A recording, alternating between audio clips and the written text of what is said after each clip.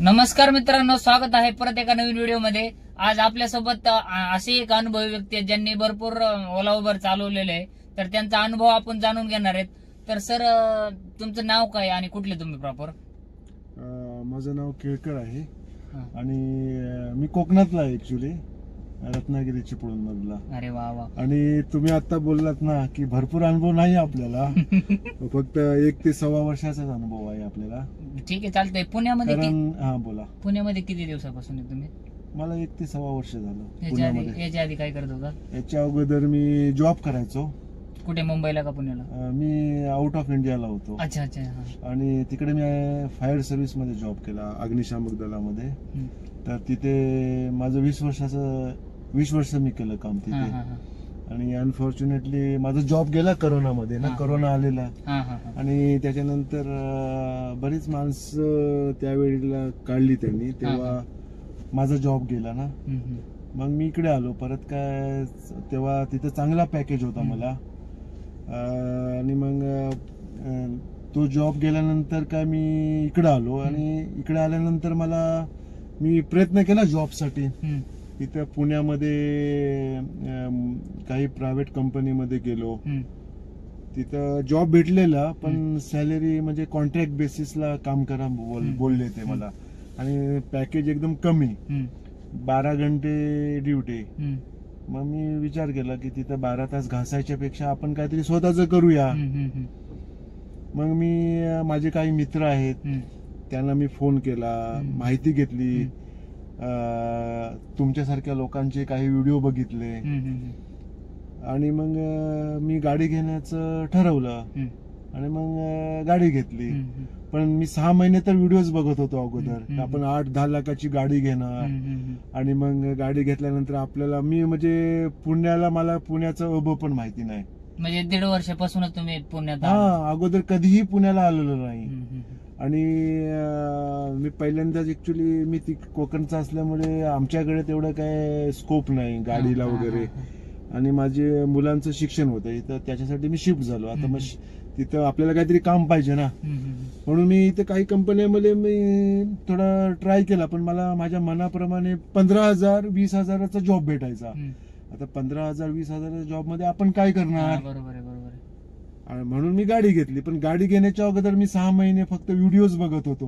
आणि माझे काही मित्र आहेत, युट्यूबर आहेत, काही माझे असं मी मैत्री केली पहिल्यांदा लोकांबरोबर, जे गाडी चालवत होते त्यांच्या बरोबर। त्यांना विचारलं आपण करू शकतो का? मग त्याने मला सांगितलं तुम्ही मेहनत केली तर करू शकता। मग त्या हिशोबाने मी गाडी घेण्याचं ठरवलं। आणि गेल्या वर्षी मी नोव्हेंबर महिन्यामध्ये गाडी घेतली। कोणत्या महिन्यात घेतली होती? नोव्हेंबर 20 ला घेतली, 2023। कॅश मध्ये का हप्त्यावर? गाडी तशी मी बँक लोन नाही केलं, माझ्याकडे 50% पैसे होते आणि 50% थोडे मी माझ्या मित्रांकडनं घेतले। आणि त्यांना मी गाडीचा हप्ता समजून देतो, पण माझे बँक लोन नाही माझ्या गाडीवरती, पण ते थोडंसं लोनच आहे, मग हप्ता समजून ते द्यायला लागतं। आणि सरांकडे डिझायर टू रेस गाडी 2024 येस। कितीला पडली होती ऑन रोड? 8 लाख 8.25 लाखापर्यंत गेली ना। थोडं मी काम केलं ते, कारण बेसिक गाडी आहे ना। मग मी म्युझिक सिस्टम वगैरे, विंडोज केलं, जे आपल्याला जे पाहिजे, सेंटर लॉक। त्यावेळेस तुमच्या ऑप्शन मध्ये फक्त डिझायरच होती का ओरा, वॅगनर किंवा इरिटिगा ह्या गाड्यांचा पण विचार केला होता तुम्ही? इरिटिगाचा पण विचार केला, पण माझे काही मित्र म्हणाले की तू डायरेक्ट जर इरिटिगा 12 लाखावरती जाते ना काहीतरी, मग एकदाच 12 लाख टाकायचे, कारण आपण कधी या धंद्यामध्ये काम केलेलं नाही आणि मग एवढी डेअरिंग करायची।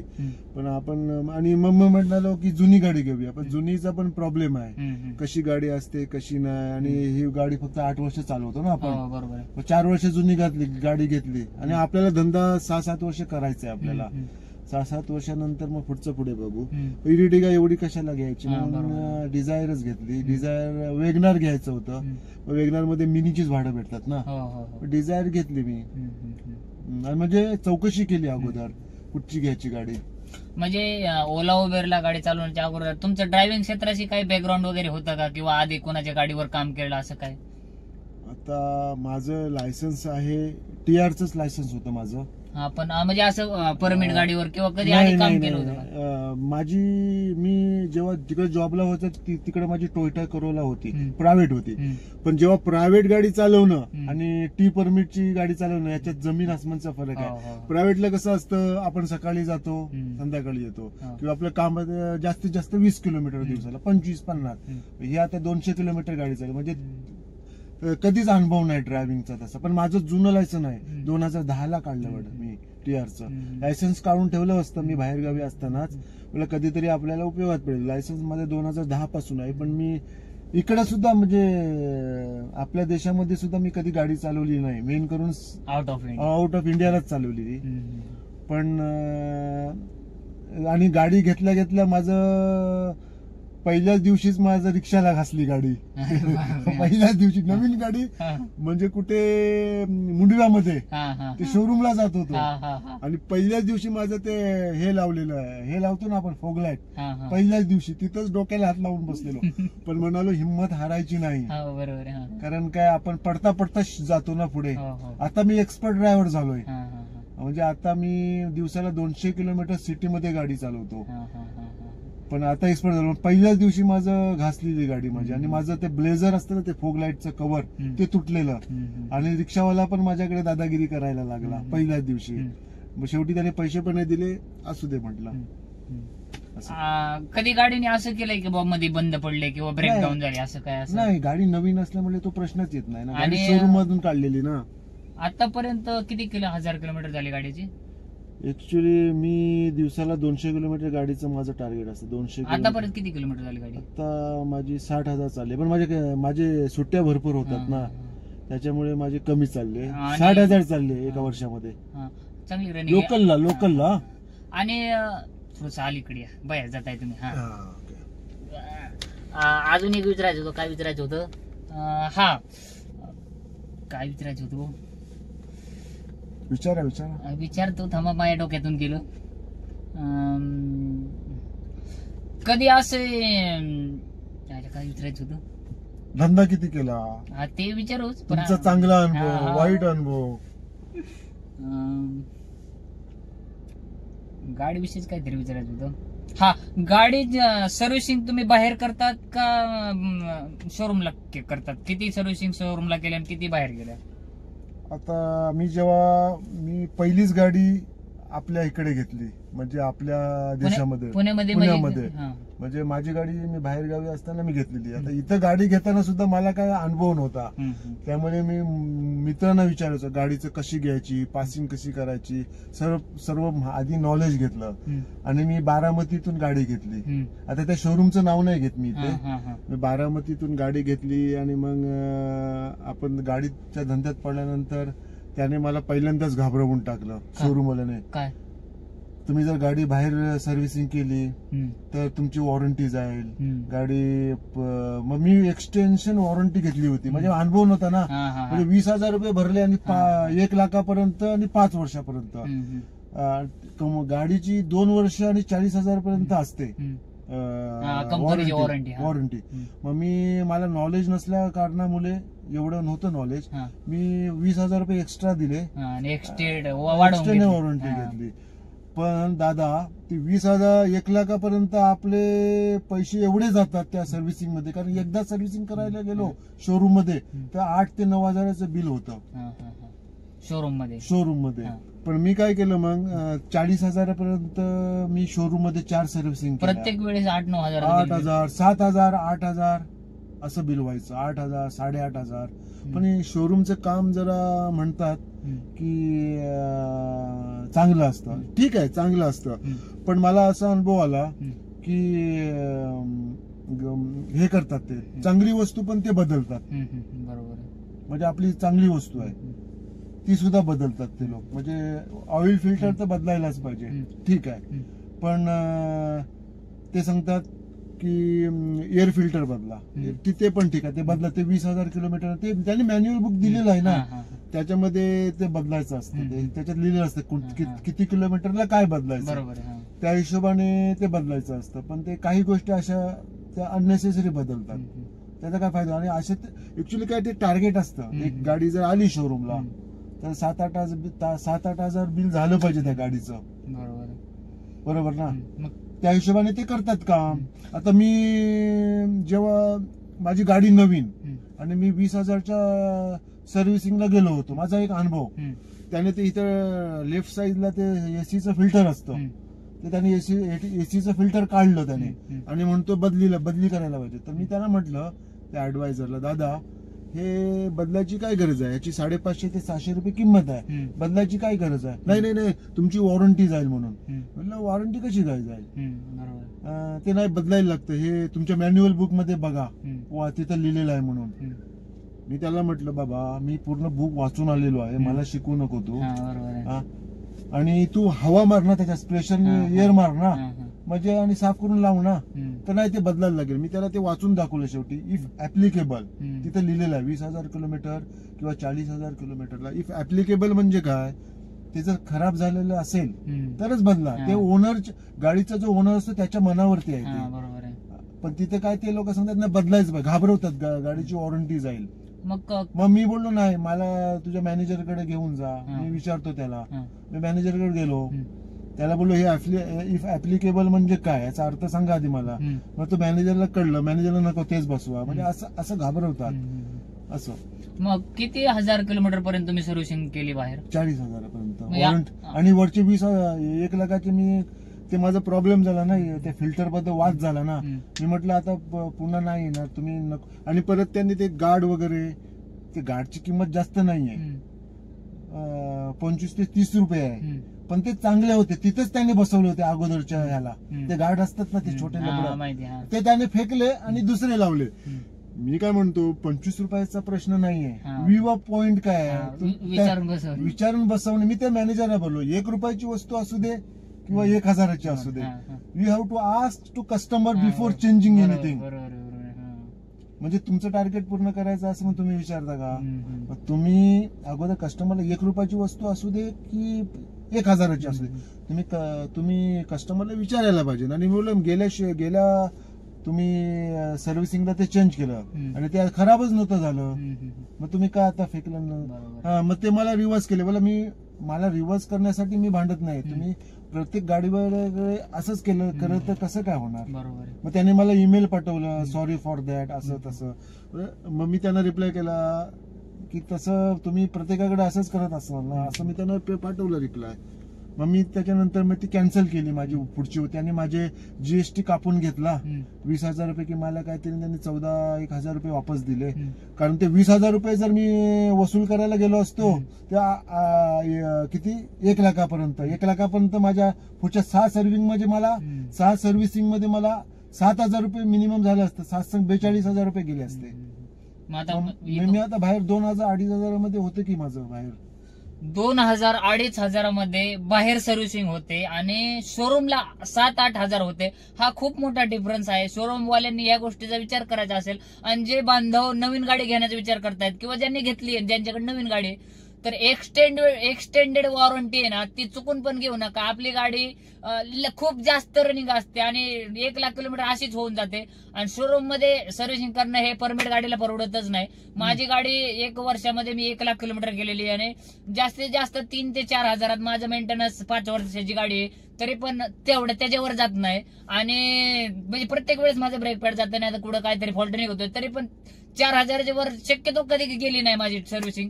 त्याच्यामुळं शोरूमला नवी गाडीची सर्व्हिसिंग कॉस्ट 7-8 हजार, फॉर्च्युनरची सर्व्हिसिंग 7-8 हजारात होते, तर स्विफ्टची सर्व्हिसिंग एकदम नॉर्मल असते. आणि माझं प्रेक्षकांना एवढं सांगणं आहे की जर आपण जर शोरूम वरून गाडी जर नवीन काढली आणि त्या गाडीचं, माझं असं मत आहे, म्हणजे मी 100% नाही बोलणार, 90%, 80%, म्हणजे प्रेक्षकांना कसं, आपण जेव्हा शोरूम वरून नवीन गाडी काढतो त्या गाडीला 5 वर्ष काहीच होत नाही. बरोबर आहे. कारण नवीन गाडी असते ना, आपण व्यवस्थित चालवणं म्हणजे काय, तिची सर्व्हिसिंग जर टाइमावर केली. म्हणजे मी ह्या धंद्यात नवीन आहे, तरी पण माझा 1 वर्षाचा अनुभव सांगतो मी की आपण जर इंजिन ऑइल आणि फिल्टर, एअर फिल्टर आहे, ऑइल फिल्टर आहे, ते टाइमावर जर आपण चेंज केलं, ते तुम्ही शोरूमला करा किंवा बाहेर करा, ते टाइमवर केलं पाहिजे, हे महत्वाचं आहे. तर ते 5 वर्ष गाडीला काय होत नाही. बरोबर ना? बरोबर आहे. बरोबर ना? आणि जसं आपण 2 वाजताचं जेवण आपण जर 4 वाजता घेतलं तर आपल्या पण डोळ्याच्या खालती अंधार येतो ना, तसंच गाडीचं आहे ना, सिंपल. आपण जर प्रत्येक 10,000 किलोमीटरचं समजा आपलं हे आहे चेंजिंगचं आपलं टायमिंग आहे आणि आपण 15,000 पर्यंत गाडी ओढली, बरोबर ना, तर 15,000 पर्यंत तुम्हाला काय वाटणार नाही. पण 15, 16, 17 झाली की ते मग कुठेतरी ते खुणा दाखवायला सुरुवात करेल, मग इंजिन थकतं शेवटात आणि मग गाडीचं काम निघतं.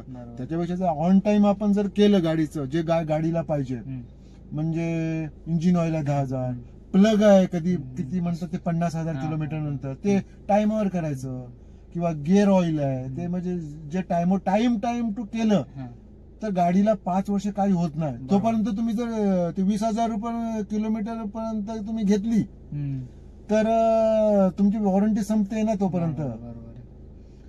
अजून एक गोष्ट की मी आज अशा पण गाड्या बघितलेल्या ज्या 4 लाख 4.5 लाख बिना काही प्रॉब्लेम क्लच प्लेट सोडली तर क्लच प्लेट जाते पण इंजिनला अजून पाहणा पण लावलेला नसतो, अशा पण गाड्या बघितलेल्या आहेत. म्हणजे सहज अशा मारुतीच्या गाड्या चालतात जर वेळच्या वेळी. आणि मारुतीचे स्पेअर पार्ट प्रत्येक ठिकाणी मिळतात, जेन्युइन स्पेअर पार्ट, काही महाग नसतात. मारुतीचे ओल पुण्यात कुठे पण मिळतात. माझे सगळे स्पेअर पार्ट ओरिजिनल मारुतीचे असतात, त्याच्यामुळे मी बिनघोरपणे आउट ऑफ स्टेशनला असं निघून जात असतो. मला आजपर्यंत काही प्रॉब्लेम नाही आला गाडीचा. आता चला, हे झाली गाडीविषयी माहिती, पण ओला उबेर विषयी तुमचं काय म्हणणं आहे? किती धंदा होतो तुमचा आठवड्याला, महिन्याला? किंवा ओला चालवता, उबर चालवता? मी ओला पण चालवतो, उबेर पण चालवतो, रॅपिडो पण चालवतो. आता ती ओलाचा रिचार्ज मारतो, आता नवीन सिस्टम आली ना. पण ओला पण मिनिमम 10 रुपयाने 9 रुपयाने रेट देतो टायमिंगच्या हिशोबाने. आणि लांबची ट्रिप ऍक्च्युली कसं आहे, जवळच्या ट्रिप छोट्या ट्रिप मारल्या ना तर 11, 12, कधी 13, 12, 10. पण लांबच्या ट्रिप तुम्हाला 9 रुपयाने पण देतं कधी कधी. ते पण ते काय भरोसा नाही. माझा असा अनुभव, ते कधी कधी जास्त पण देतं, कमी पण देतं. तर डिपेंड आहे, जेव्हा तुम्हाला ट्रिप येते ते अमाऊंट बघायची, किलोमीटर बघायचं आणि टायमिंग बघायचं आणि रिसिव्ह करायची. असं काय हे नाही, म्हणजे पक्का टक्का नाही ओला. आता मी एक परवा ट्रिप 25 रुपयाची मारली, 25 किलोमीटरची मध्ये मला उबेरने 450 रुपये दिले, 460 रुपये. प्रीमियर जी होती साधी होती. आणि नंतर त्याच्या अगोदरची ट्रिप मला आलेली मी घेतली नाही, ती किती होती, 270ची होती. आता 460 आणि 270 आणि वाजले किती होते मी तुम्हाला टायमिंग दाखवला ना, 3 वाजता. तेव्हा सर्च नव्हता, काय नव्हता, मला काही कळत नाही ते. म्हणजे कसं काय नाही, गाड्या कमी अवेलेबल असल्या ना रेट वाढवतात, आणि गाड्या अवेलेबल नसल्या ना मग रेट कमी करतात. काय पण ते टायमिंग असतं ना. मी असं ऐकलंय, माझ्या मित्राने सांगितलंय, जेव्हा सर्च लागतो तेव्हा सकाळी 8 ते 10. आता ती परवा मी 2:45 वाजता ट्रिप उचलली होती, मग तेव्हा ते सर्च नसेल, काही नसेल ना. नाही, कधी कधी पिंपरी चिंचवड साईडला लागतो, तिकडे गाड्या कधी कधी कमी पडतात, त्यामुळे लागतो. मला एवढं समजते, मी काय ते सर्च वगैरे काय बघत नाही. कधी कधी मला अशा दुपारच्या पण चांगल्या ट्रिपा भेटतात. कधी कधी 4च्या नंतर 9 रुपयाने रेट. ते काय त्यांचा हिशोब आहे काय मला कळत नाही. फक्त त्या वेळेला 10 सेकंदचा टायमिंग असतो. ट्रिपचा वेळ आणि अमाऊंट बघून ट्रिप उचलायची, एवढंच मला. म्हणजे ओला उबेर मिक्स मारतात? हा, मिक्स मारतो मी. आणि रॅपिडोचा काय अनुभव? किंवा रॅपिडोचा चांगला, ते 1,000चं रिचार्ज मारतो, 20,000चा धंदा देतोय. पण ते लय अवघड आहे, 5 सेकंद मध्ये दुसरा ड्रायव्हर उचलतो ती ट्रिप. बरोबर, ते अवघड आहे ते. म्हणजे कोणी उचलली नाही तर आपल्याला भेटते. आउट स्टेशन किंवा इंटरसिटीला जातात का? हा, जातो शुक्रवार, शनिवार, रविवार असं जातो कधी. पण ओलाला एकच मारली ट्रिप. उबेरला गेलो 7-8 वेळा. बरोबर, मुंबई. पण प्रॉब्लेम काय, सकाळी जर भेटली लवकर तरच जातो, दुपारनंतर जात नाही. कारण दुपारनंतर तिकडची काय गॅरंटी नाही परत रिटर्न. कारण मग समजा दुपारी 12ला गेलो, 4, 5, 3, 5, 6ला पोचलो आणि लगेच पडली 1-2 तासात तर ठीक आहे. ना तर रात्री 12 मध्यरात्री नंतर पडली तर मग दुसरा दिवस काय परत इतर लोकल वगैरे आपण करू शकत नाही, तेवढी आपल्याकडे एनर्जी नसते. मग दुसरा दिवस फुकट गेला ना, त्यासाठी मग जात नाही. बरोबर. असे इंटरसिटीचे किंवा ओला उबेरचे असे काही निगेटिव्ह अनुभव आहेत का, की बुवा कस्टमरने खूप त्रास दिला, किंवा म्हणजे असं सांगण्यासारखं काही? चांगले पण कस्टमर भेटतात, कारण हा जो धंदा आहे ना तो पब्लिक रिलेटेड आहे आपला. सकाळी आपण धंद्याला निघालो की संध्याकाळपर्यंत आपल्याला चांगली लोक पण भेटतात आणि मध्यम पण भेटतात आणि एकदम वाईट पण भेटतात. अनुभव तर एका वर्षात भरपूर आले, चांगले पण आले. असे मला 400-400 रुपये लोकांनी टिप पण दिले, असे पण कस्टमर भेटले. आणि 1 रुपयासाठी भांडण पण केलंय, म्हणजे आर्ग्युमेंट केलं, असे पण कस्टमर भेटले. म्हणजे ह्याच्यात सगळ्या स्टेजची लोक भेटतात. पण तरी पण तुम्ही जे मला मुंबईचा इन्सिडेंट सांगितला किंवा ते टोल देत नव्हता एक माणूस, तो सांगू शकताय तुम्ही काय विषय? एकदा एक उबेरला ट्रिप पडलेली दुपारी 12 वाजता, बाणेर मधून पडलेली, बाणेर मधून. आणि माझी सवय आहे कशी, मला मित्रांनी अगोदर सांगितलं, कारण मी गाडी हा धंदा चालू करण्याच्या अगोदर माझे काही खास मित्र आहेत, त्यांना मी त्यांच्याकडनं काही अनुभव घेतले. कसं काय ते त्यांच्या हिशोबाने जे सांगितले ते मी फॉलो करत असतो, व्हिडिओ बघत. तर माझी अशी सवय आहे की कस्टमर भेटल्या गाडीत बसला की आपण काही एका मिनिटामध्ये कस्टमरला ओळखू नाही शकत कसा आहे तो त्याचा. तर मी काय बोलतो, सगळे कस्टमर गाडीत बसला आपण त्याला एका मिनिटात नाही ओळखू शकत. एका मिनिटात काय आपण त्याला ओळखू शकत नाही, कोणाच्या मनामध्ये कसं आहे काय नाही. असं एक मला कस्टमर भेटला, चांगला कस्टमर होता, चांगला म्हणजे एज्युकेटेड होता. मला वाटतं त्याने पहिल्यांदाच इंटरसिटी बुक केली असणार. आणि मी गाडीत बसल्यानंतर कस्टमरला पहिल्यांदा ग्रीटिंग करतो, गुड मॉर्निंग, म्हणजे पोलाइटली. शेवटी कस्टमर आहे, बरोबर आहे. आपण कस्टमरला कसं good morning, welcome to car, our car, असं तसं बोलतो, कसं चांगलं बोलायचं जरा. असं आम्ही कस्टमर आला बसला, त्याची रिटर्न ट्रिप होती Mumbai airport, Baner to Mumbai airport, परत बाणेर 10 तासाची राऊंड ट्रिप होती. आता तो कस्टमर बसल्यानंतर ओटीपी टाकायच्या अगोदर गुड मॉर्निंग सर असं तसं बोललो त्याला. तो पण असं ओके ओके म्हटला.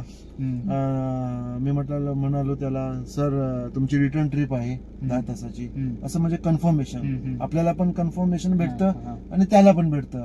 कधी कधी असे महारथी असतात, त्यांनी बुक करतात त्यांना माहिती नसतं, मग म्हणतात चुकून झालंय. बरोबर, म्हणजे ते आपल्याला पण कन्फर्म होतं आणि त्याला पण कन्फर्म होतं, म्हणून आपण बोलतो हा रिटर्न ट्रिप. नाही तर त्यांनी सिंगल करायची असते, केलेली असते ना, आपल्याला रिटर्न आलेली असते. मे बी तो सिस्टमचा पण प्रॉब्लेम असू शकतो की त्यांनी चुकीचं केलेलं असतं, म्हणून आपण त्याला कन्फर्म करायचं पहिल्यांदा की तुमची रिटर्न ट्रिप आहे Mumbai Poona to airport to 10 तासाची, असं बोललो त्याला मी. आणि मग सर तुम्हाला जायचा टोल लागणार आणि यायचा टोल लागणार एक्स्ट्रा, पार्किंग असेल तर पार्किंग एक्स्ट्रा लागणार, असं त्याला बोलायचं. म्हणजे आपल्याला पण कन्फर्म, असं मी त्याला बोललो. बोलायच्या नंतर त्याने असं मुंडी हलवली. मी म्हटलं आणि मग त्याच्यानंतर ओटीपी टाकला मी त्याला. ओटीपी टाकल्याच्या नंतर ट्रिप स्टार्ट झाली. आम्ही चांगलं म्हणजे आम्ही त्याच्याकडे बोलतच गेलो, म्हणजे मी त्याच्याकडे फॅमिलियर झालो एकदम. पण तो कस्टमर भंगार होता, कारण आम्ही दोघांनी नाश्ता केला सोबत. त्याने त्याचं बिल दिलं, आम्ही पण माझं बिल दिलं. आपण काही कोणाच्या आशेवर नसतो, आपलं जेवण पण आपल्या बरोबर असतं. गेलो आम्ही, त्याची तिकडनं वाईफ येणार होती, बायको येणार, ते बायकोला आणायला गेला होता. आणि आम्ही तिला 4 वाजता पिकअप केलं आणि मग आम्ही आलो. राईड एकदम चांगली झाली. इथं आल्याच्या नंतर त्याची नाटकं चालू झाली. एंड ट्रिप झाली आणि ते फूड मॉलला थांबलेले. त्याने काय चहा वगैरे घेतला आणि मी पण माझा चहा घेतला. चहा घेतल्यानंतर त्याची बायको जी होती ती बाजूलाच उभी होती ना, तिने माझ्या जबरदस्तीने, कारण मी कधी कस्टमरच्या आशेवर नसतो, कधीच आता आशेवर नसतो की तो आपल्याला देईल, आपण पिणार चहा, हे कधीच ना, आपण आपलं असतं. मी चहा घेतलेला होता, पण त्याच्या ह्याने जबरदस्तीने माझे ते 15 रुपये काहीतरी दिले, 15 का 20 रुपये ते दिले तिने चहाचे पैसे. मी म्हटलं ठीक आहे, आता समोरचा माणूस एवढा फोर्स करतोय. त्याच्यानंतर आम्ही आलो पुण्याला. 10:45 आम्ही पोहोचलो पुण्यामध्ये. पुण्यामध्ये पोहोचल्याच्या नंतर वेन ट्रिप केली ओटीपी घेऊन. तो किती झाले पैसे, मी सांगितलं 620 टोलचे. तो 620 म्हणल्यानंतर तो चकाकला एकदम, एवढे कसे काय. बोला सर जायचे 320 आणि यायचे 320, 620, 640 आणि तुमचं भाडं एवढं. तो म्हणतो टोल नसतो ना त्याच्यात, इन्क्लुडिंग असतो ना. बोला असं कसं, मी तुम्हाला ओटीपी टाकायच्या अगोदर सांगितलं ना की टोल लागतो म्हणून. हा, तुम्ही असं असं हो हो म्हटलात, मग आता तुम्ही आर्ग्युमेंट कसं काय करता. हा, तर नाही टोल नसतो. बोला टोल असतो, बुकिंग करताना पण दाखवताना मी तुम्हाला सांगितलं ना.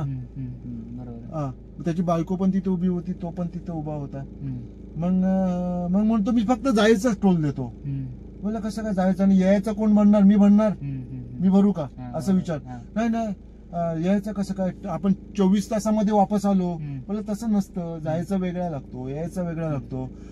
मी त्याला बोललो तुम्हाला काय असं वाटत असेल की मी जास्त, तर तुम्ही कस्टमर सर्व्हिसला विचारा फोन करून, किंवा माझी कंप्लेंट द्या की ड्रायव्हर जास्त पैसा मागतोय, तुमचं एवढं बिल झालंय आणि एवढा तुमचा टोल आहे, आम्हाला एक्स्ट्रा 1 रुपया नको. तर नाही, मी त्याच्या बायकोला दाखवलं, बोललो. बायको म्हणते तुम्ही त्याच्याकडे बोला.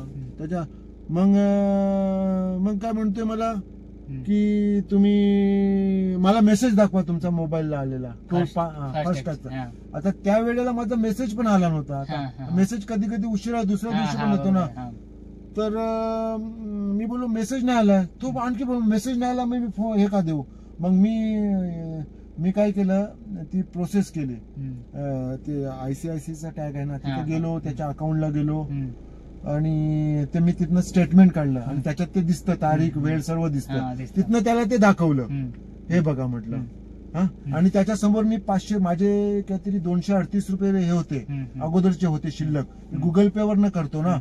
आणि मी 500 रिचार्ज मारला, म्हणजे माझे 738, त्याचा मी स्क्रीनशॉट पण काढून ठेवला होता. आणि नंतर बॅलन्स त्याला दाखवलं, तरी पण त्याला स्टेटमेंट दिलं. त्याच्यानंतर त्याने मला पैसे दिले, पण मी त्याला नंतर पैसे घेतले आणि त्याला प्रश्न विचारला. बोला तुम्हाला मेसेज मागायचे आणि एवढं दाखवण्याची वेळ का आली म्हटलं. तुम्हाला आम्ही काय चोर वाटलं काय, ओला उबेरवाले आम्ही तुम्हाला काय चोर वाटलं का, असं त्याला बोललो मी. आम्ही तुमच्याकडे 1 रुपये एक्स्ट्रा मागितला का.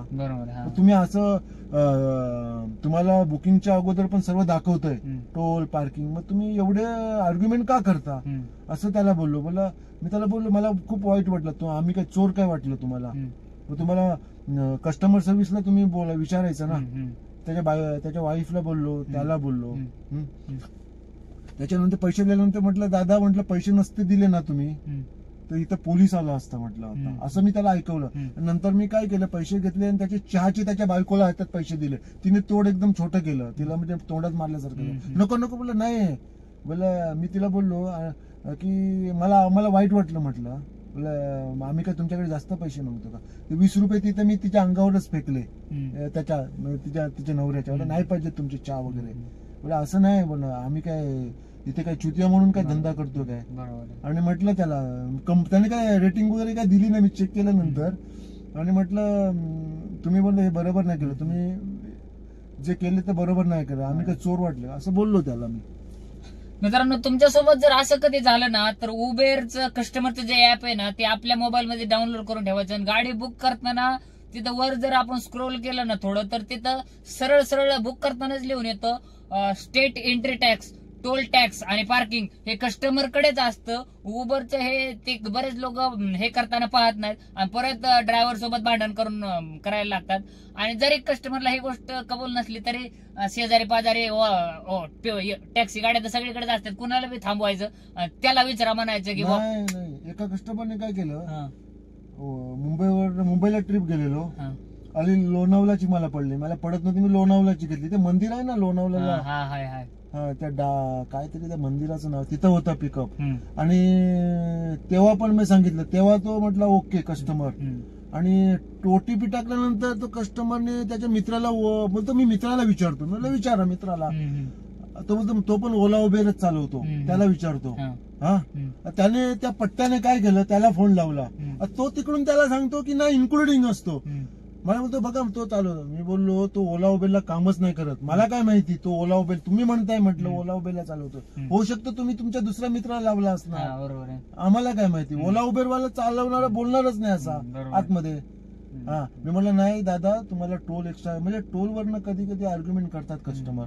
नाही उबेर ऍप मध्ये सरळ सरळ लिहून येतं, ते दाखवलं तर ना तरी काय अडचण नाही. आणि आपण अशी भूमिका ठेवायची की बा तुम्ही टोल नाही दिला तर मी पोलीस स्टेशनला जाणार, तिथं लिहून आले म्हणजे फुल आपल्या बाजूने ही असतं का, तर तिथं लिहूनच दिलेलं असतं उबरनी. त्याच्यामुळे टोल आपण हक्काने मागू शकतो, त्यात काय अशी चोरी करण्यासाठी सारखी काही गोष्ट नाही. उबेरचा नाही. आणि दुसरा पण एक अनुभव, एक मी मुंबईतनं ट्रिप आणली आणि एकटीच मुलगी होती, तिचा बालेवाडीमध्ये ड्रॉप होता. आम्ही 2:30 वाजता रात्री हे झालो, पोचलो कुठे, बाणेरमध्ये. आणि झालं काय, ती फोनवर बिझी होती, ट्रिप संपली ना गेटमध्ये, ती फोनवर बिझी होती. आणि माझी पण चूक झाली, तिने ऑनलाईन पेमेंट केलेलं आणि तिला पण सांगितलं होतं टोल एक्स्ट्रा. ती म्हणाली ओके मी देणार टोल.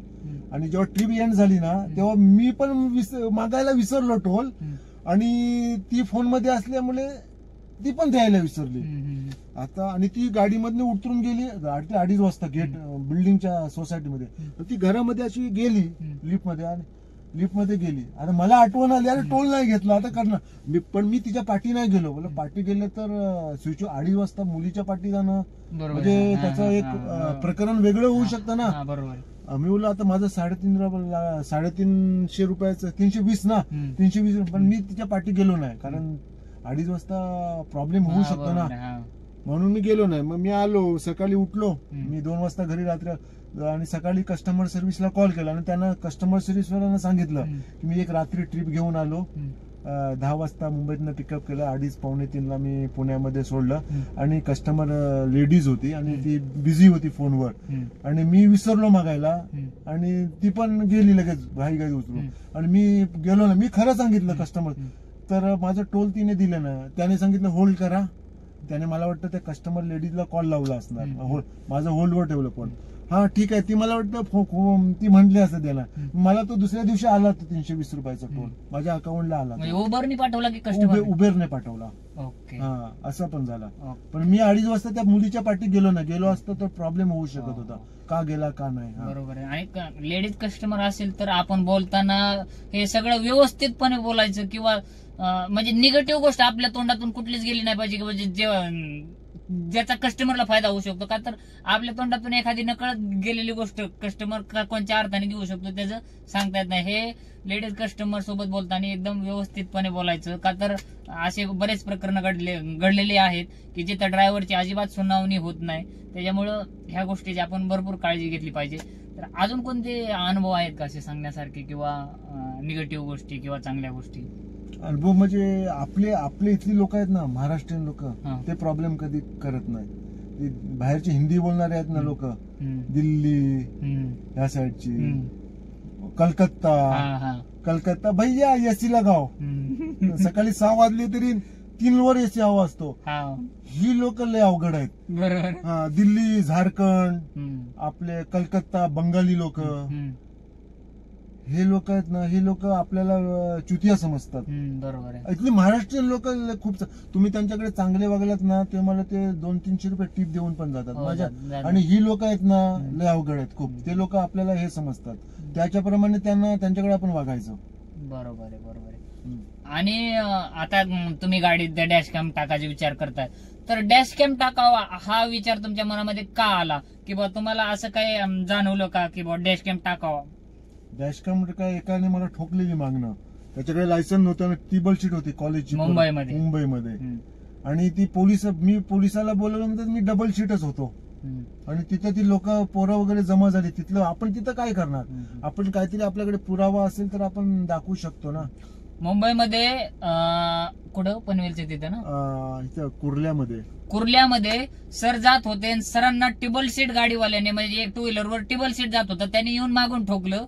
आणि तिथून पुढे काय झालं, तिथून तो बोलायला लागला का असेल तर आपण पटवू, माझ्या बरोबर चला. मी म्हटलं इथनं गाडी जर हलवली तिथं आपण काय करणार, दादागिरी केल्यानंतर. मी पोलिसला बोलवला. पोलीस आल्याच्या नंतर पोलिसाला सांगतो की मी 2 जण होतो. मी बोललो नाही 3 होते ते.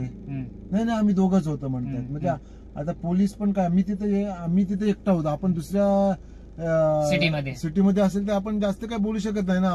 आपण जवळ असेल तर काही कोणाला बोलू शकतो ना. बरोबर. असं आहे.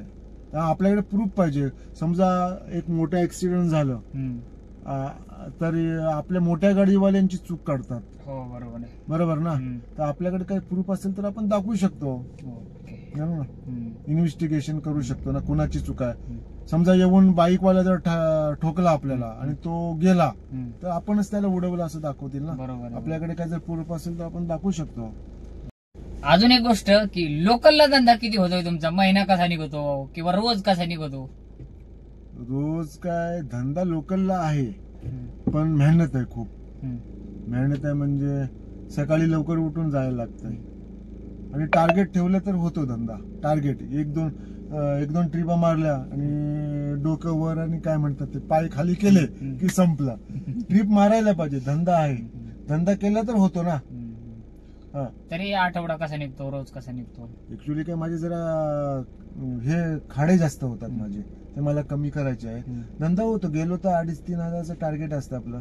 3,000 केला तर 2100-2200 उरतात. आतापर्यंत तुमची लॉंग जर्नी सगळ्यात लांबची कोणती होती? Long journey 600 kilometre. म्हणजे पुण्यामध्ये का कोकणामध्ये गेलो होतो. हे डिझायर गाडी घेऊन? हा, डिझायर. भाडं का प्रायव्हेट? प्रायव्हेट. कसा होता अनुभव, किंवा गाडी लॉंग जर्नीसाठी कशी आहे डिझायर? इथनं सकाळी 7ला निघालो, 300 किलोमीटर गेलो आणि त्यांना ड्रॉप केला आणि 300 किलोमीटर इकडे आलो तर दुसऱ्या 8 दिवस अगोदर एक लोणावल्याची ट्रिप घेतलेली होती. आता त्याची ट्रिप ठरवली, ती पण प्रायव्हेट होती. मग आता मी सकाळी 4ला पोहोचलो, मग 2 तास झोपून परत गेलो लोणावला ड्रॉप करून मग तिथनं परत आलो दुपारी 4 वाजता. अशी ट्रिप. लॉंग जर्नीसाठी कशी आहे गाडी, किंवा आपण किती दिवसात कव्हर करू शकतो, किंवा थकआउट वगैरे काय जाणवते का? लॉंग जर्नी म्हणजे किती किलोमीटर? म्हणजे हे आता 400-500 म्हणताय ते लॉंग जर्नी झाली ना थोडक्यात. हा, 7-8 तास लागतात. नाही पण असं गाडी चालवण्याचं काय, म्हणजे असं वाटतं का बाबा कंटाळा आलाय आता क्लच दाबणं? दिवसाचं काय वाटत नाही, रात्रीची झोप येते 12च्या नंतर. रात्रीची, कारण दिवसभर तुम्ही गाडी चालवलीत ना तर संध्याकाळी मग झोप येते. मग झोप आल्याच्या नंतर थकान होते ना. ड्रायव्हिंग काही इझी जॉब नाहीये. माझा पण तोच अनुभव आहे की डिझायर गाडी एकदम चालवायला, माझी तर आहेच पण जी लेटेस्ट वाली जी सरांकडे आहे ती डिझायर एकदम उत्तम आहे. आणि सर समजा आता जर तुम्हाला ऑप्शन दिलं किंवा आता 9 लाख रुपये दिले तुमच्या ताब्यात आणि तुम्हाला म्हटलं की ओरा किंवा डिझायर सिलेक्ट करा, तर तुम्ही कोणती कराल? कोणाला? तुम्हाला म्हटलं तर 2 ऑप्शन दिले, ओरा किंवा डिझायर, तर तुम्ही कोणती सिलेक्ट कराल? डिझायर करेन ना. ओराचं मला एवढा अनुभव नाही. मी असं ऐकलंय ओरा होंडावालीची आहे ना. होंडा तिची एक्सपेन्सिव्ह आहे ना सर्व्हिसिंग ना. हिचं कसं ही इकॉनॉमिक क्लास आहे. मारुतीच्या गाड्या ना. म्हणजे जर तुम्ही प्रायव्हेटला गेलात तरी स्वस्त मध्ये होतं. बरोबर ना. ते त्याचा काय अनुभव नाही पण हे चांगल्याच गाड्या ह्याच्या स्मूथ आहेत. ठीक आहे, चालतंय. खूप खूप धन्यवाद सर, तुम्ही आम्हाला वेळ दिला. सरांचा अनुभव कसा वाटला ते तुम्ही कमेंट करून सांगा. आणि तुम्हाला पण जर माझ्यासोबत असा अनुभव तुमचा शेअर करायचा असेल तर मला इंस्टाग्रामला नक्की फॉलो करा. व्हिडिओ आवडला तर लाईक शेअर सबस्क्राईब नक्की करा.